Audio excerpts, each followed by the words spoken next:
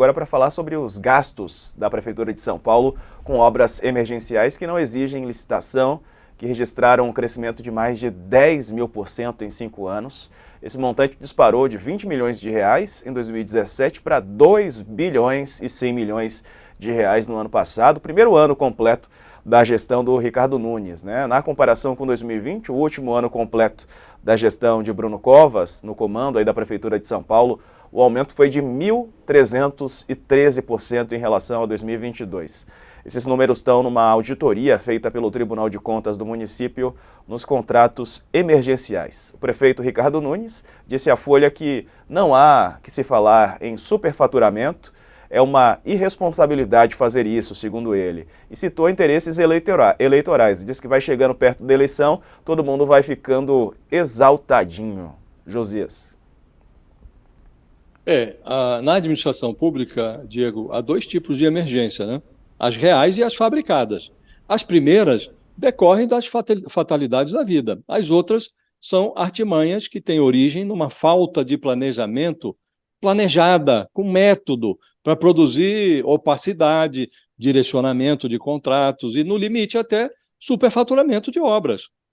Então, não parece razoável que uma prefeitura, e não estamos falando de uma prefeitura dos fundões do Brasil, estamos falando da prefeitura de São Paulo, maior município do país, em tese o mais estruturado, o mais rico, né? Neste município, a gente descobre que o setor de planejamento de obras se revela incapaz de resolver os problemas preventivamente, mas genial na organização das próximas confusões.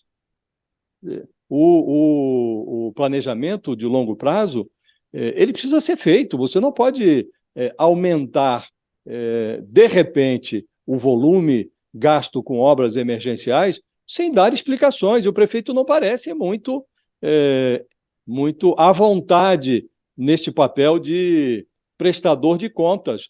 É um servidor público como outro qualquer. E se há um movimento atípico, uma elevação atípica de gastos com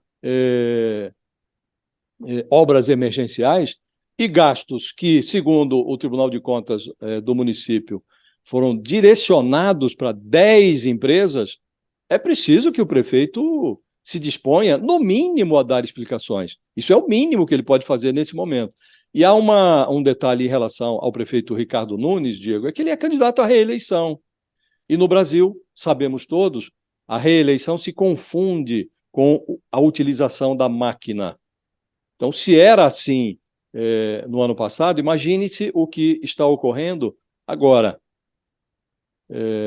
Porque o prefeito vai concorrer à reeleição. Então, ele precisa dar explicações, não pode ficar incomodadozinho, precisa dar as explicações, e ele precisa se lembrar também, Diego, que se o uso da máquina pública desse resultados em eleição no Brasil, o Jair Bolsonaro seria hoje presidente reeleito, porque nenhum outro político utilizou tão descaradamente a máquina pública quanto o ex-presidente Bolsonaro. E ele se tornou, passou a história, desceu ao verbete da enciclopédia, como o primeiro presidente da República a não obter a reeleição desde que esse instituto foi criado no governo Fernando Henrique.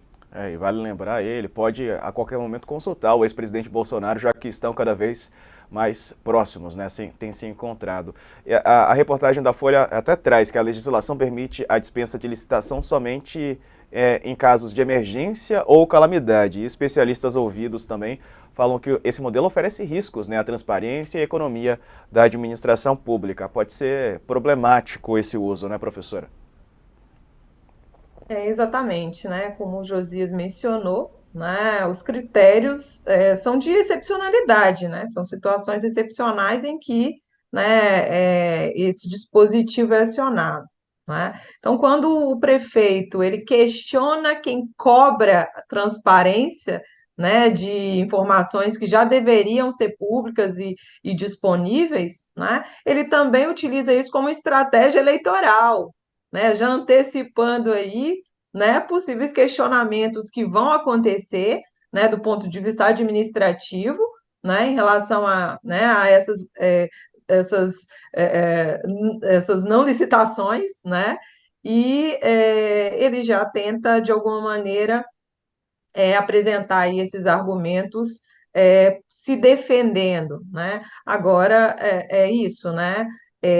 O fato de você utilizar, né, obras, fazer gastos públicos exorbitantes não garante a reeleição, mas de alguma maneira é um componente importante que de alguma maneira pode influenciar a disputa em si, né?